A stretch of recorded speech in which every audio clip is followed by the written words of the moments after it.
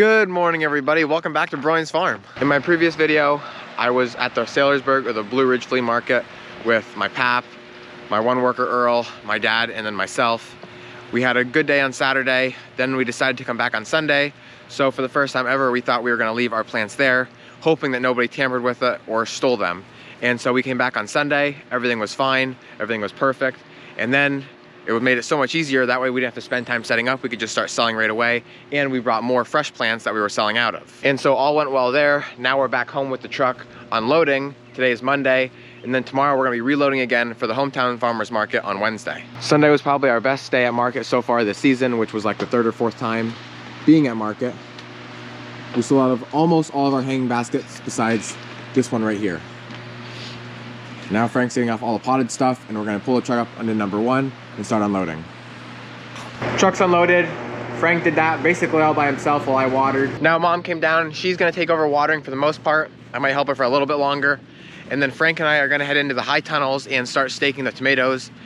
Probably, I would think in the next day or two after we get them staked, we're gonna need to get them tied, because once they get so big to where they start falling over, then it just gets to be a lot bigger job than what we want it to be. Down here, the lower high tunnels, looking good. The tomatoes are finally starting to take hold now. You might not be able to notice it, but I do, just because I'm in here all the time. We're finally seeing now some new green growth, which is good. And so we're gonna stake this one as well, even though these ones aren't quite as far along as the ones up above. And I didn't even realize that has them watering. You can see the drip line obviously dripping. Check the pressure. For some reason, sometimes as the day goes on, the pressure drops down. I don't know why that is, but like it's supposed to be between 10 and 12. Right now it's at like 6 or 7. And it's not really a big deal. At least they're still watering. I'll just crack this a little bit more. It only takes like 1/8 of a turn, that's it, not even. And it's already going up, and that might be all it needs. You can see it's already up to 10 and it's still rising. If it starts to get above 15, which it's actually on its way, I might have opened it too much, then you could run the risk of blowing the drip lines apart. I never really showed you guys the lilac bushes. These have been here for I don't even know how many years. I think since my great-grandfather was here. They're actually huge. We've cut them back several times, and they actually need to be cut back again because they're about 12 foot tall. We have a whiter, purplish, and we have like a dark purple. Their bleeding hearts are also doing very well. I love these. Frank's been going to down here lately, weed whacking. He got the whole pond done. Now he's working on this little side hill here. It's so much better when he gets the chance to do it when the grass isn't so tall. When it gets to be like a foot or over tall, then it really starts to get hard.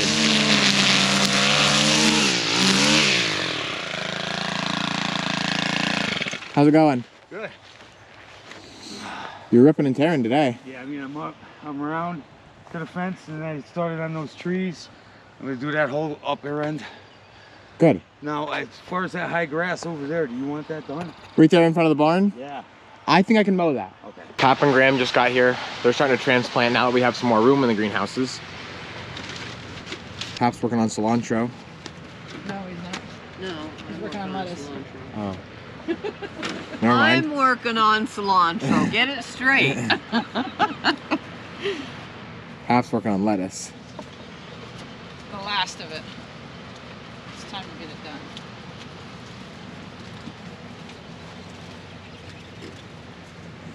Are you ready, Frank? Yeah. Just trying to get a sliver out. So we got all of our tomato stakes here that Frank sanitized a couple weeks ago. Then Mom needed some help watering, so I helped her while Frank laid all the stakes out in here. And now we're ready to start pounding them in. We put a metal one on each end. That way it's nice and sturdy. And then every 2 plants we put a stake, just a wooden one. And we found that that works the best. We used to put wooden ones in the end, but then they would end up pulling in after they got a lot of weight on them and the tomatoes started growing.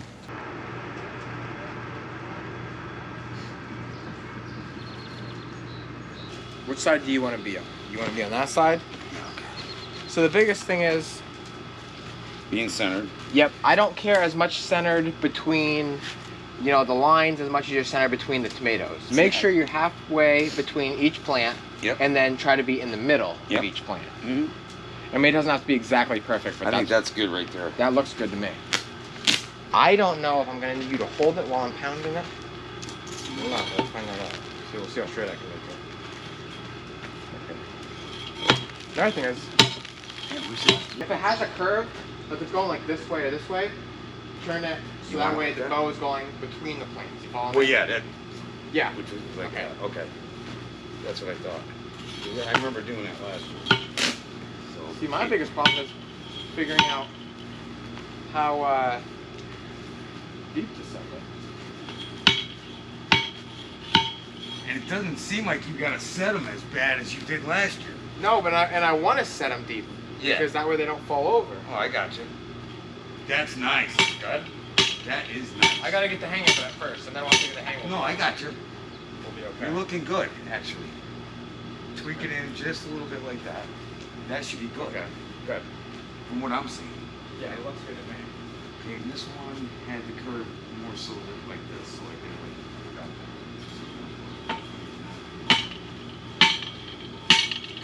It's always a little bit of a struggle since I haven't done this in a while, getting everything to be straight. You can see these first 1, 2, 3, 5 I did are good. That 6th one is bowed out just that way a little bit. So I'll push it back to the right and then I'll pound it once or twice more, set it in, and then it should be good. We just got our 3rd row done. We're pretty proud of ourselves with how nice and straight everything is and how beautiful it is. Frank is making sure, like I already explained, that the steak is not only centered up left and right, but also between both tomatoes, which is very important when we go to start tying. And then my job is to pound them in, make sure they're not too far left, too far right, and that they're in deep enough so that they're nice and even across the top.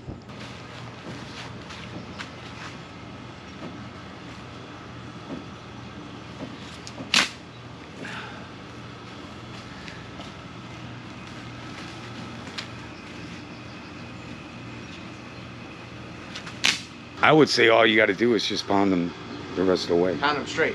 Pound, yeah, pound exactly what you want out of it. Okay. So what we're doing now is we went through, got all the steaks in, got them as straight as I could, and now Frank's standing on the end of the row. He's actually holding the camera right now and making sure that everything's straight. They're all pretty level across the top, and then I'm gonna go through, and if there is a high one or a low one, pound them so that they're even.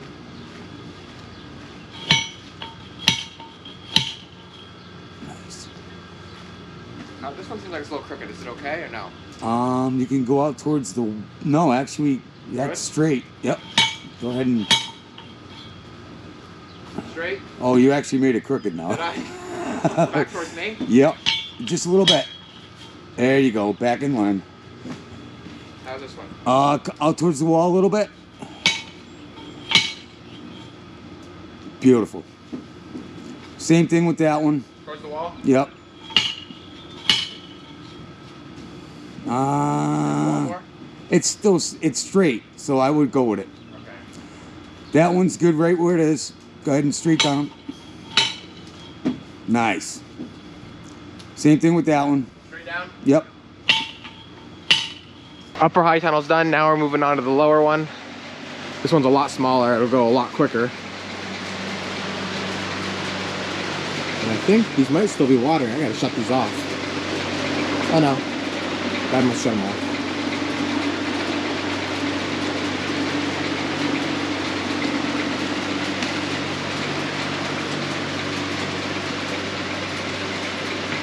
Frank and I finished up the high tunnels. He's heading back to go weed whacking.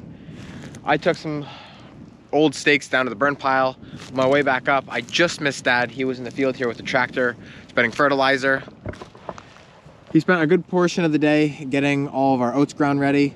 Now he just went back over with the Vicon and, like I said, spread this white pellet, which is fertilizer. And so now he is basically ready to start planting oats. I think he might run the Hera over this one more time, just so it's like nice, no chunks and pretty. And then we can go through and start planting. Are you ready for food?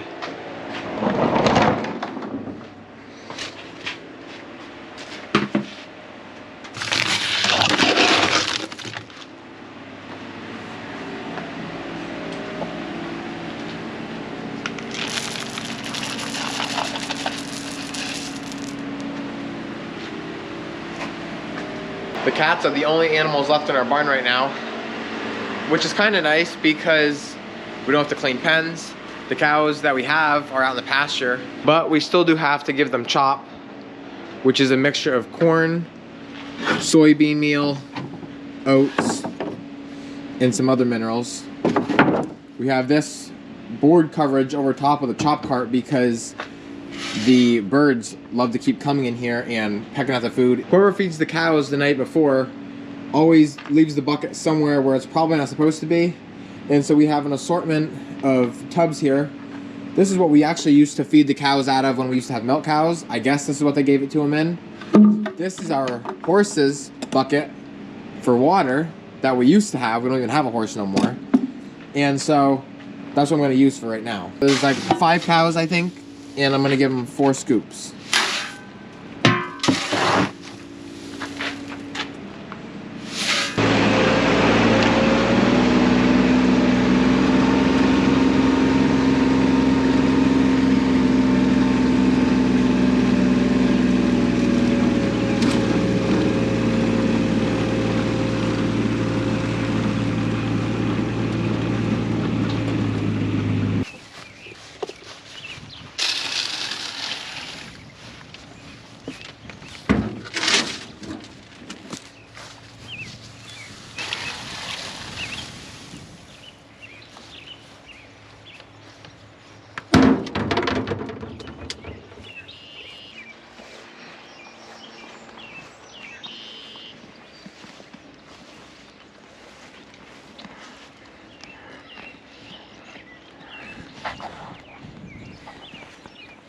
Here comes the last one.